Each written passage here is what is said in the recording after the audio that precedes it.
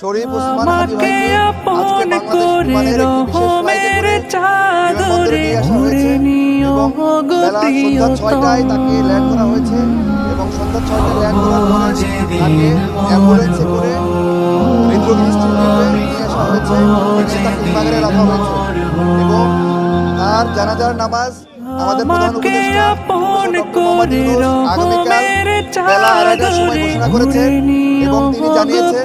যে মানিক মিয়া এভিনিউতে সংসদ ভবনের মাঠে বিশেষ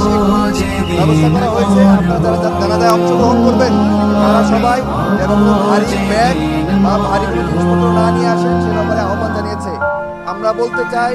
এই যে জুলাইয়ের সমস্ত শক্তি আজকে যারা একত্রিত হয়েছি এই ওসমান হাদীর মৃত্যুর মধ্য দিয়ে আমাদের বাংলাদেশ বিনির্মাণে আমরা নতুন করে শপথ নিতে চাই এবং আমরা বলতে চাই যে একটি বাংলাদেশপন্থী নতুন একটি রাজনৈতিক